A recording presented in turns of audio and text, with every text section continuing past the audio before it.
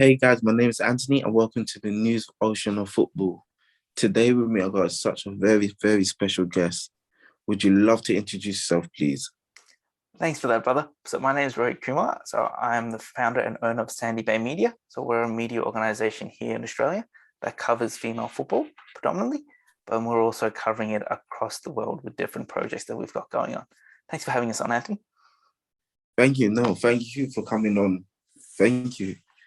My first one is that how did you really get interested in football, basically? So obviously growing up here in Australia, before we get into that, so my background is I'm originally from Fiji.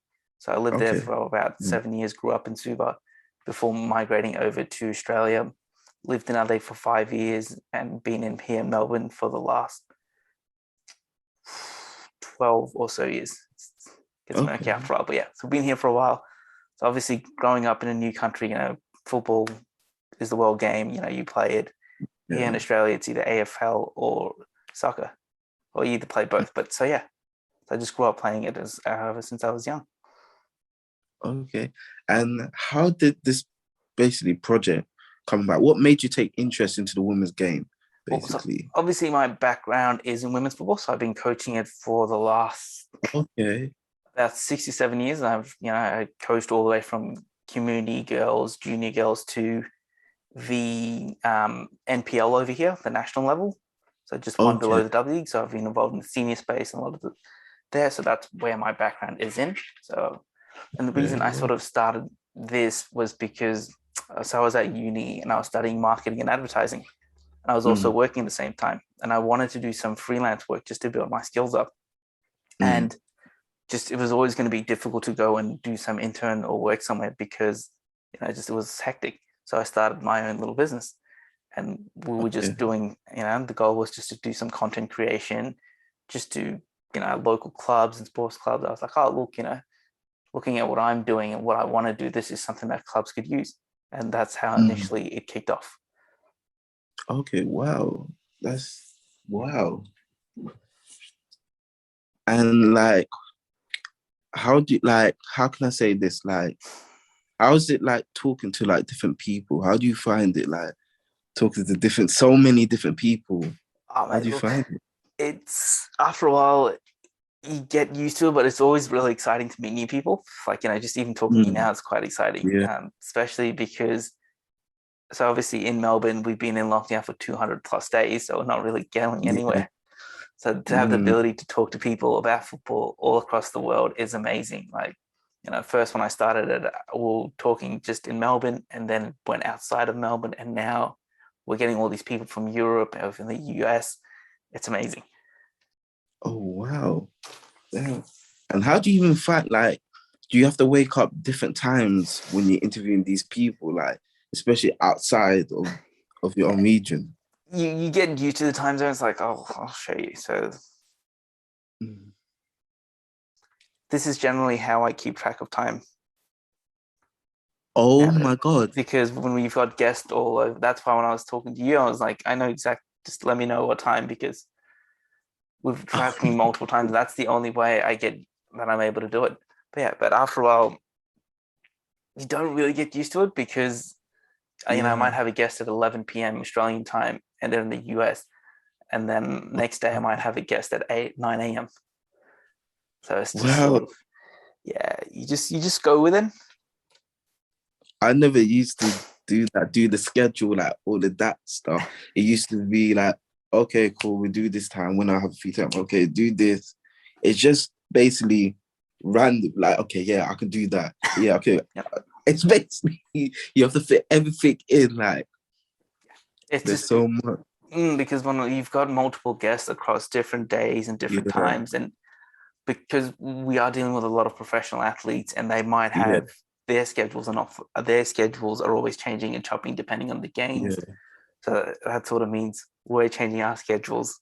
So I've just got to make sure everything's tracked in advance. Oh God. And with the guests, how do you even get the guests? What is the process you're thinking? This is the type of guest I want on the show. So what does the process behind it? It sort of depends on, obviously, we're going all year round, so we don't actually stop. We might stop for a week or two at the end of the year, but it essentially breaks down to what's happening in the world and sort of more looking at it more of a local or domestic level. So looking here in Australia, we've got sort of pre-season competition, and then we've got our professional season, so the W League. Obviously pre-season, okay, well, who are the clubs that we're working with? We'll send invites to clubs that want to come on. We'll put we'll contact people that we know and people that are generally interested, so they'll come on and talk about the pre-season at the start of the year. And then once the season kicks off, it's all about competition. We'll touch bases on teams that are comfortable on coming on and discussing how the season's going and in performance. And then at the end of it, obviously with the W League now starting up, we're building it around that. So that's sort of just figuring out, And like, what is your favorite region? Like Europe, Africa, Asia, Oceania. So what is your favorite? It's hard to pick because everyone's got a unique story, and there's always something different going on. It's looking at there's unique stories happening in Oceania, but there's also some really unique stories happening in Europe, especially with females football now developing and growing in Eastern Europe, and that just building. So just getting guests on. So it's always exciting. No, I have seen interviews some of the youth base players, and I do see when they interview, they feel like they got a voice to say it. And that makes me wow, there's somebody there really taking the interest of female football, because they never used to have a voice. And that's why I feel your platform can do so many wonders for it. Yeah, and that's how it started off. When I first started off here in Australia, it was essentially, it was well, I don't know how long I'm going to go this for. This is the first 2-3 months. I was if I'm going to do this, I might as well try and give back to the game that's given me so much. So I was look, if this is going to end, hopefully we can give some voices to some people to be heard. And that's then initially the notion of how Sandybay Media was built, was to give people a voice. Okay. And that's exactly the same thing. We sort of branched out of that, because here in Australia, we've had a similar sort of conundrum where players don't exactly have a voice, or haven't had it for a long time. We're slowly getting it, and it's improving. But and the next one is this: how did this company got built? Everything now, you got the logo and the jumper, I see it. How did this all got? How did this got all built together? How did it all started? This business, this corporation, how did it really start? Yeah, look, it blows my mind. I mean, we just turned 2 years old the other day. It's within the last 48 months. That's not a long time for a business to be around, and we've gone from like I was saying, just doing stuff locally to now doing things across the world. We're getting people on from different areas. We're getting more professional athletes and coaches on different organizations. So we had someone on from Football New South Wales on a couple months ago. I just had someone on from UEFA on. So we're sort of expanding. Wow. Yeah, so it's getting there, but a lot of sleepless nights. Let's just say that there's been a lot of editing. So I do a large portion of the backroom stuff that people don't see, but I've got a lot of fantastic people that help out. So I've got a team of presenters, Pete, Hannah, Kate.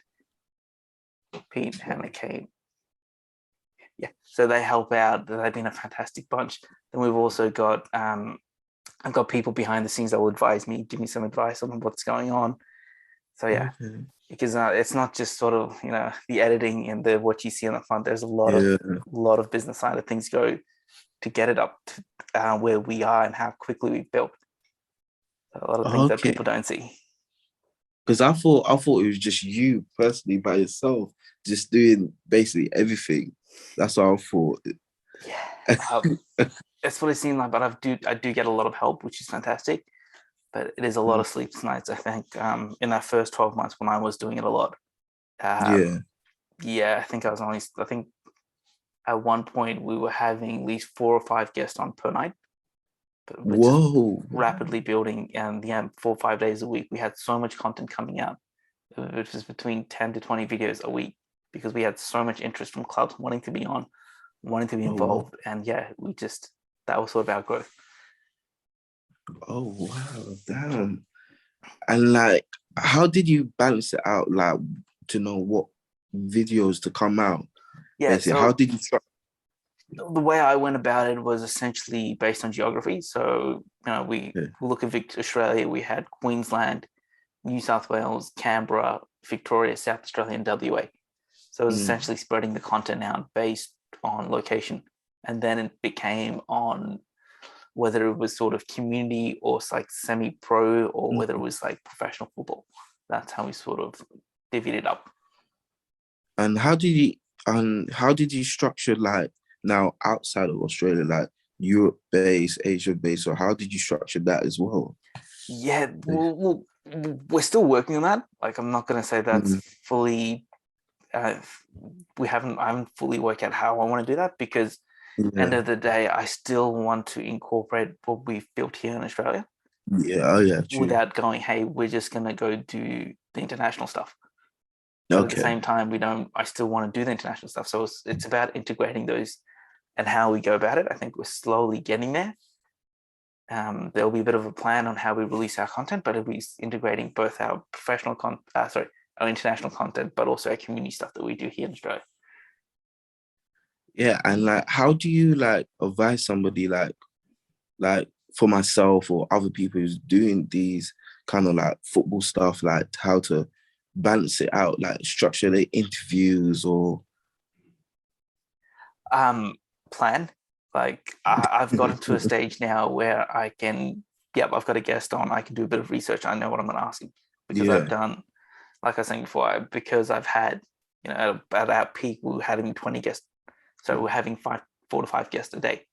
So I've got that bit of experience. But yeah, essentially it's just planning. It's, the more you do it, the better you get at it.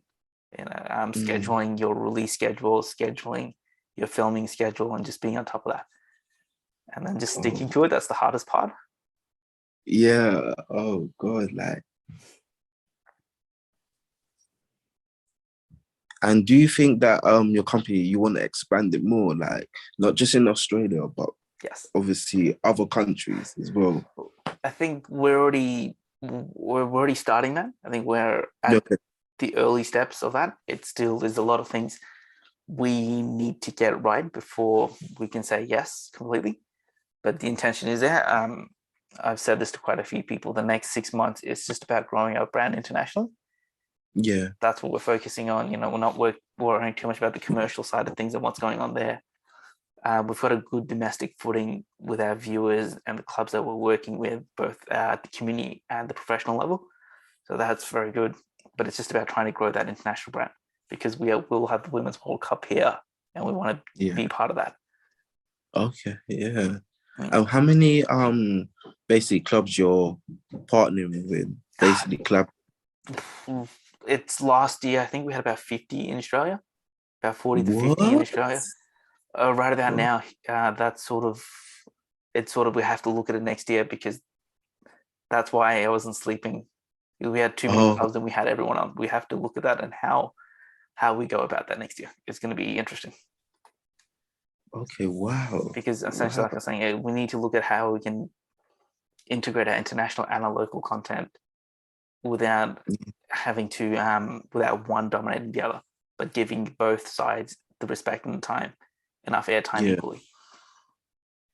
Okay, wow. Crikey. And like, obviously the World Cup is coming there, or the Women's World Cup. And is that your ambition to be like basically being that, basically? Yeah, look, that was my ambition originally, to be in that Women's Cup, trying to do something around it. But the more I sort of look at it, the more experience I get, the more I, life experience, and the more I sort of grow. It's more about long term. So it's about what can we do. It's not just about, hey, let's do the Women's World Cup and what happens after. So it's more about how do we become, firstly, sustainable. So we've got our own source of income coming in. We can keep it essentially floating and going. And then the secondly is how can we make sure that we're still firstly growing, but then also engaging with audiences from different regions, and also just want to keep going rather than sort of peaking at the Women's World Cup and that being sort of the highlight. And do you think that the women's game is growing rapidly or just steadily? I think you think it just depends on parts of the world. In some parts, it's steadily growing just because of UEFA and FIFA reforms and what they put out. So they're steadily growing. Other parts have done extremely well and have accelerated that growth. So it just comes down to the regions. And I think with the Women's World Cup, I think this year there's 57 teams qualifying for it just in Europe. That's the highest number that it's been ever. So we're going to see that. There's an extreme amount of interest in Asia in the women's game. For the Asian Cup that's happening this year, Oceania's another one that's building up. So we're seeing more of a growth, and I think, Okay. And do you check back like in Fiji, like what's happening in Fiji at times? I should, but but people like yourself and Aman, you guys do a fantastic job, so I just got to follow you guys. Oh, okay. That makes my life,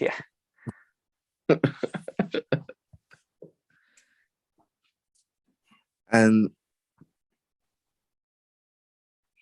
like, what is your ambitious guess, basically? What's like the ambition guess you love to have? Probably, look, as a Chelsea supporter, and as an Australian, as a Chelsea supporter, as an Australian supporter, you can't go past Sam Kerr. Okay. So yeah. Okay. Oh wow. I support Arsenal, so. I think I had one of my favorite footballers already on here. So Lisa Devanna, I'm not too sure if you've heard her. Yeah. Australia's greatest. Yeah. So I had her on, I think 12 months ago, this time on. Okay. So I was like, so that would have been my number one, but we already had Lisa on. Okay. Besides from that interview, what is your favorite interview? Your favorite? Yeah. There's too many. There's too many there. There's we've done so many different ones, but no, my favorite ones are the community projects that we do. So one of the ones we've done here, we do a lot with Australian blind football. Fantastic group of guys. They just want to play football. It's an amazing sport, and it's all volunteer run.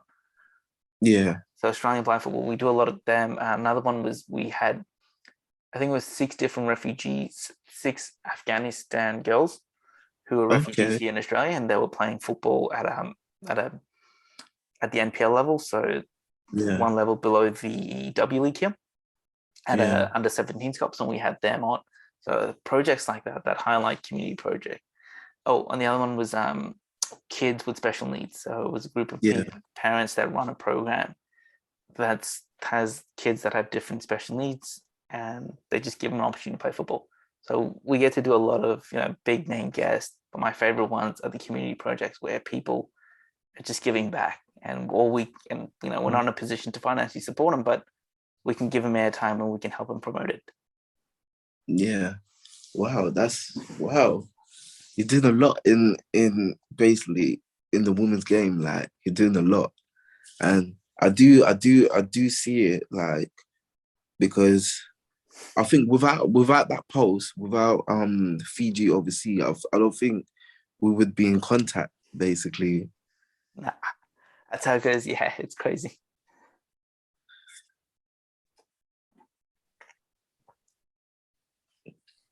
Yeah, and the next one is that, like, what is your next ambition project, basically, with the...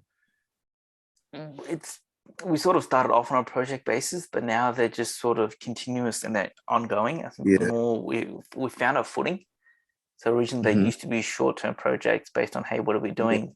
But it's sort of, we just have gotten into a rhythm of scheduling and programming. So we've got a winter program that we look at the community side of things, of what's happening. And then in the summer here in Australia, we're looking at the professional league, the W League here, the highest league here. We're also doing a lot with the Women's World Cup qualifiers. So obviously the UEFA ones in Europe, the Asian Cup, we want to try and get a bit more in that. And then obviously Oceania, once the tournament starts to heat up and once there's more details of it. So we'll hopefully get a bit more clubs on there. So those are the three major categories that we're looking at. And then we ran a tournament, all female. So we ran a female football tournament last year that we will be running again earlier this year. Oh, wow. Yeah, so that was a big tournament. I think one of the biggest ones in Melbourne, in Victoria, in a long time. So, Wow. Oh, wow. Mm. I think your business is actually growing. Like your project is rapidly growing. Like, and I think your name is getting out there even more. Like, yeah, I agree. It's a hard. People. Yeah. Sorry. No, go on. Sorry, go on. It's been a difficult thing, like because when you're growing up here, coming from Fiji, growing up in no one. It's like, yeah, who's Rohit? It doesn't really matter. He's just his coach. But yeah, suddenly it is growing. There are people that know me that I've never met. There are people that follow us and they know who we are. And it's like, oh, thank you. I'm not too sure who you are, but I appreciate the support. But yeah, so that's something that's taken a while to get used to. It's a bit of a double-sided coin. You got to be a little bit more careful what you say and you do nowadays. Yeah. Because once you step into, become a public figure, essentially, it's, Yeah, that's the next one, actually. Like, how do you cope with all of this personally? Like, look, I think you got to have friends. I've got my close knit of friends and that's essentially how, I'll speak openly and honest to them, but essentially just having a close knit of friends that you can trust and that you can talk things about. But it's the only way to go, because there's a lot of things you want to say and you can't always say it.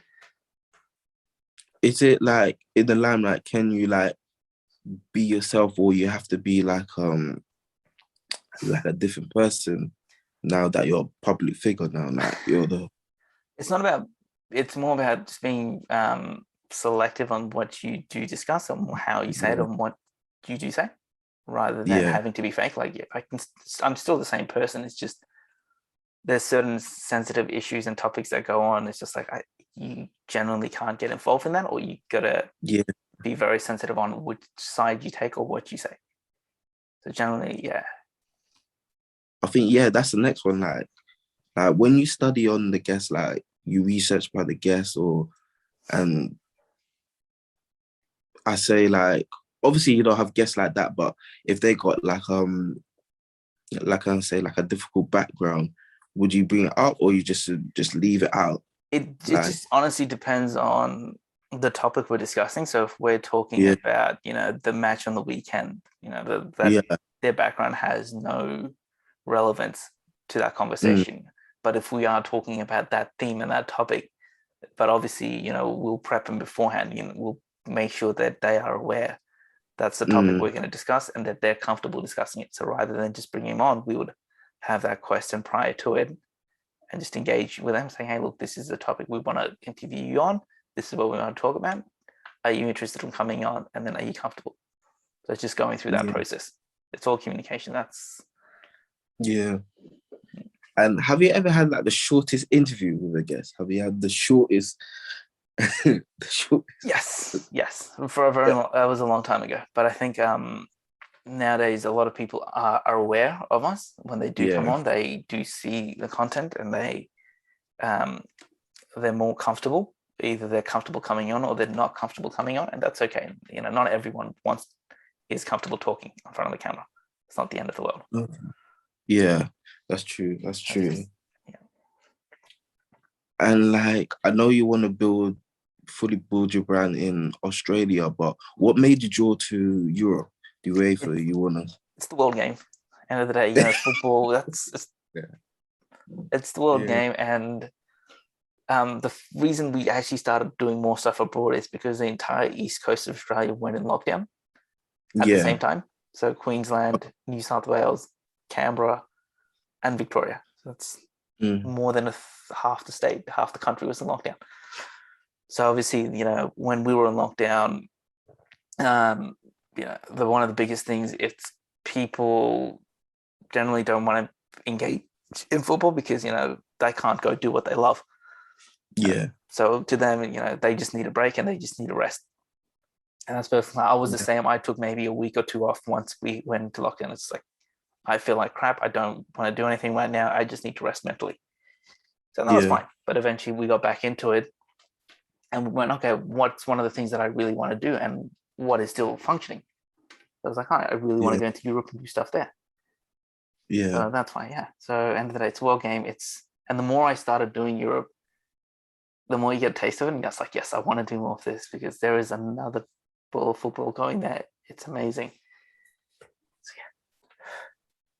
And do you find it more interesting doing like the little countries or the big countries? Which one do you find it more fun doing the little countries? Like, I think everyone's got a unique story. It's not really the size of the country. Everyone's got their yeah. own. It's about finding that right story. Like you can find a great story in a country like England. Yeah. We've done that quite a few times. We've got some really good guests on. At the same time, you can go and find a smaller country with a guest talking about their experience. It's just, yeah, wherever the story goes, mate. Okay. Okay. And which continent do you like actually? And to put you in the spot, which continent do you like more? Oh, mate, that's a tough one. That's a tough one. Like I said, we cover the global game, so it's hard to just pick one out. Like, which was fun for you personally? Fun for you? They're all fun. They're all fun.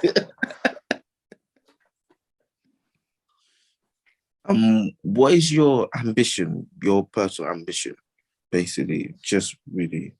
Yeah, I think, as I mentioned earlier, it's not about peaking at the Women's World Cup. It's about just making sure that in a decade's time, you and I are still having the same conversation.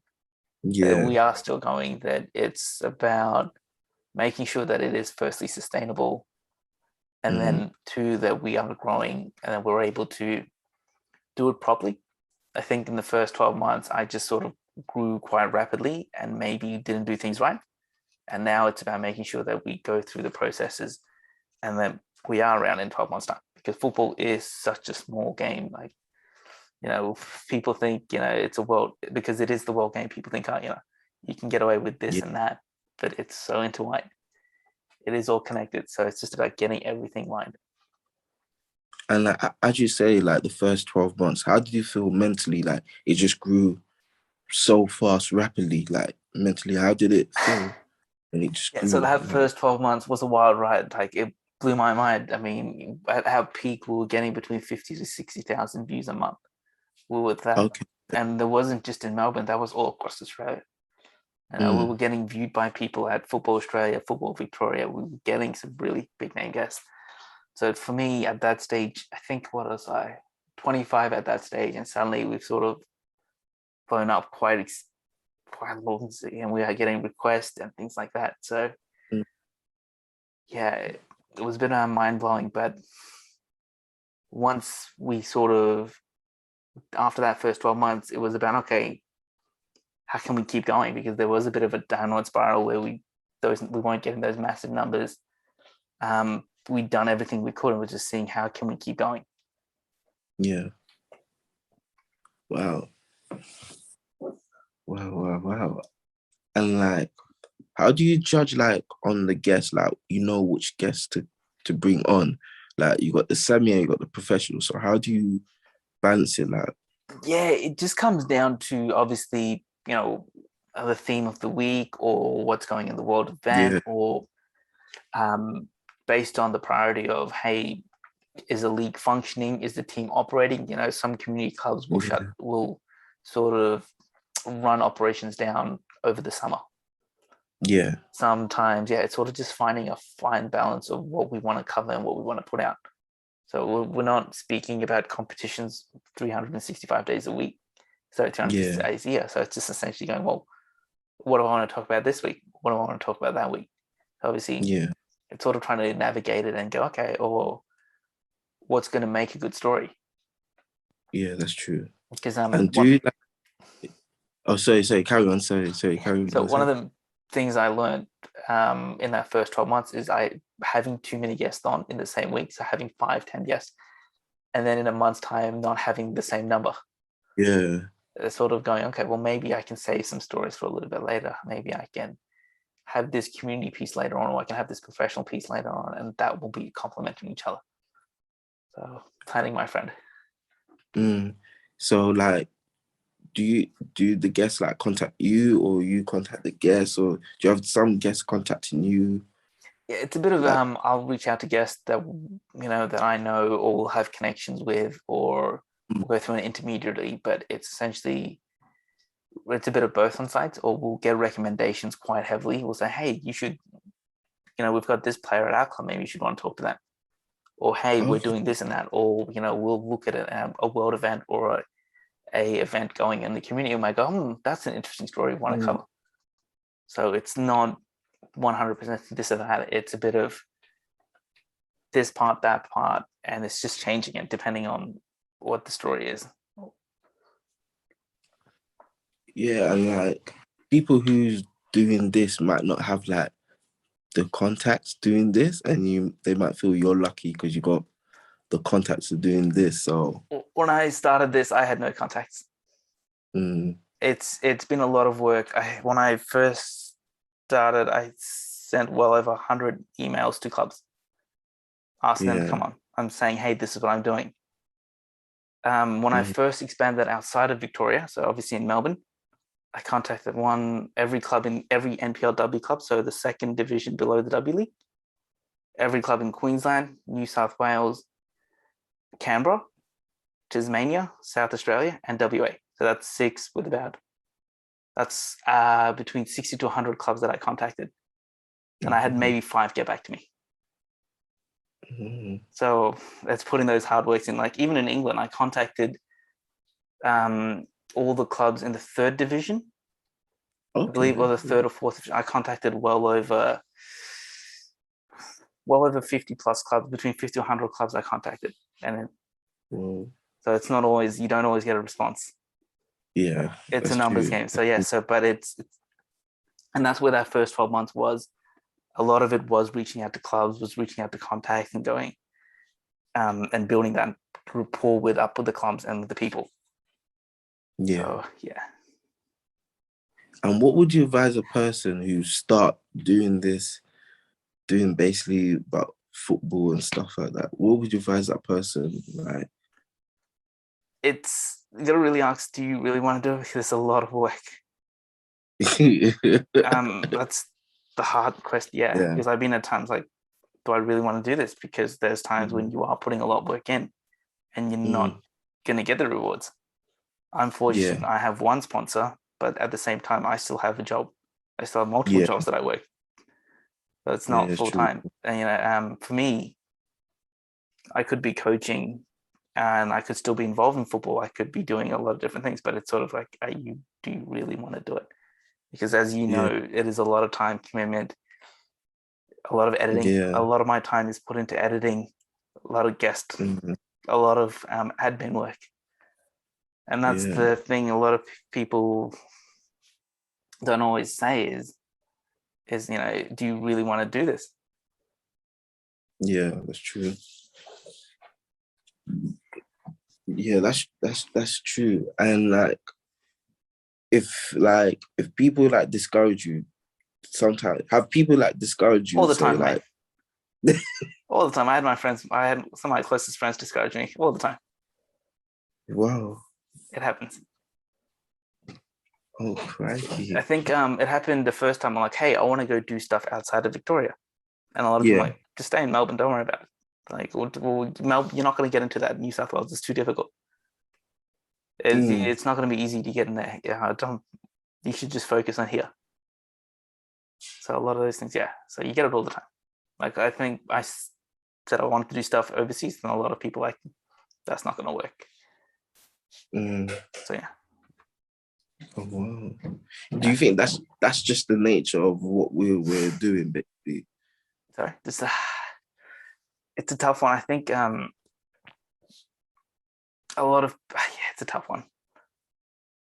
Because you do got people who like discourage it and stuff like that, and like, oh, you won't make it like that and stuff like that. Is it just good not to listen? just carry on what you're doing, even if it's a risk.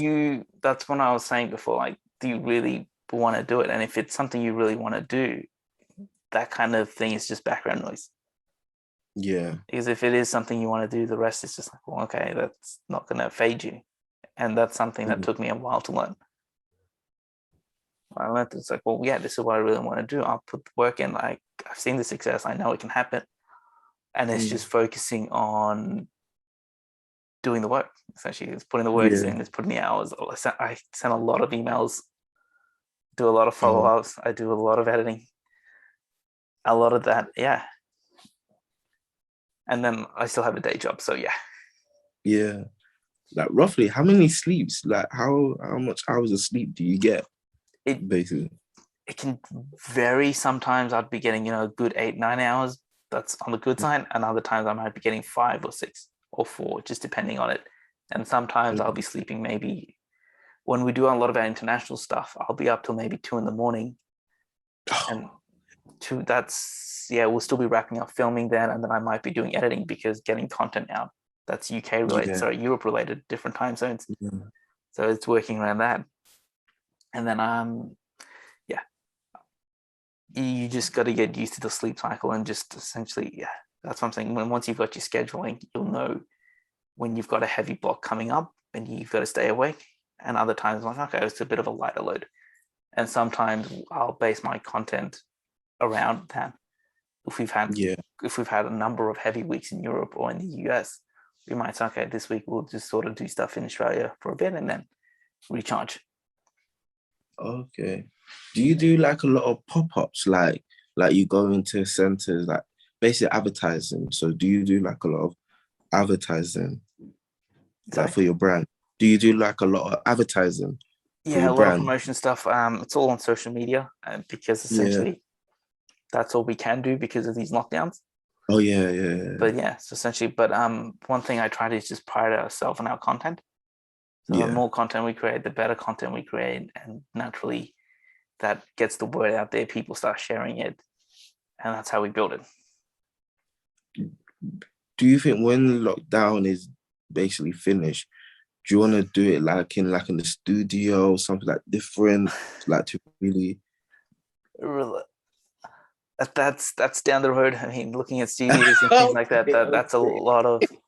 Unfortunate that I've got one light and a camera that I can do it in my bedroom. Okay. So look, we'll see what happens down the road. Right about now, it's just about putting content out. And I think we've got a long way to go, but I would love to have it more professional. I think the more professional guest we have, the aim is to build towards that. But that's just time. And how long do you take with the editing? I know the editing is hard and it's tiring as well. It can vary. It can be between, 10 minutes or so. It can be well over an hour, just depending on how much stuff I want to do and how much motion graphics I do. And I'm one of those people that if a frame doesn't look right, I'll start again. Or if one grade of color isn't correct, I will scrap everything and start again. Oh my God, wow. So it takes a while. And what's the thought of the process like going to the editing? Like, do you leave like some bits in there, like, or you take out some bits out there, like? It just depends. Like, this is what I was saying a little bit earlier, planning your interviews and knowing what you want to talk about before you go in. It just saves that time in editing. And that's something I learned the hard way. I mean, I used to do where we'd just interview someone and would speak for hours at ends and go, well, there's a lot of things that didn't, there were some really good key points that we spoke about and we just want to get to that. But at the end of the day, that's if nowadays I will, before I go into a guest, it doesn't matter if they're a community player or they're a professional. I will have a good understanding of their background and what I want to speak about. And then once we start the interview, obviously we go through the points and have a chat. And then so when I do go into the editing room, we're not having to chop everything up because a lot of these people do give us their time. They do come on. They're all volunteers, not paying anyone to come on. So the last thing I want to do is waste their time. So I'm just making sure, And like when you send out the emails and the guest shit, like do you fear that, like, okay, you have to pay for the guests to come on? Because it took luck for me. Like, I thought to myself, I'm just gonna send emails. Let's see what happens. Yeah. Obviously, in the back of my mind, I thought, yeah, there might be like I'll probably have to pay, but nothing like that. They said like you have to pay. Nothing like that. Really thought to yourself, because where I'm covering is basically, it's the Oceania. Football is not really at the top of the schedule. So did you thought to yourself, okay, I might have to pay for these guests to come on, or didn't think that? No, we're not at that stage. It's never crossed my back mind. It's not a conversation that it's occurred. I mean, I think looking at the long-term future, I would love to pay guests. That's what I want to do. First one is to compensate our presenters, and the second thing is to compensate our guests. But we're just not at that stage where we can do that, unfortunately. But the aim is to work towards the stage where we can. Okay. Have they ever asked like to come on the show to like we want receive like payment so we can come in and sing? No. Okay. A lot of people have all been aware of what we're doing, and they've got understanding of the projects that we're running. So they're more than willing to come. If that crosses their mind, a lot of times they won't engage with us, period. Because they can tell that, well, we're not making profit. We're just keeping lights on. Yeah. Okay. So we've been fortunate with the guests that have engaged with us. They've sort of come, we understand what you're doing and the purpose of it, and the aim of it. Yeah. So at the end of the day, the professional guests we get are actually helping our community guests. So when we get a professional athlete on, that's driving attention and viewers to the community projects we run. So it also works out well. So it's just finding that balance. And what sort of guest you like to be on the show, like an elite guest, like outside from Australia? What kind of elite guest you love to have in the show? I mean, I'm already doing it right now. So I'm getting national team players on. That's something I wanted to do. And yeah. So we're getting all these if you have to select like number one, like your one dream guest. It's a rough one, tough one. I'll give you something else. So I would love to get a guest from each of the teams that are going to play in the World Cup. Okay. That would be my dream, to get someone from each of the teams that are going to play in the World Cup. So yeah. So that's a wild one, but yeah.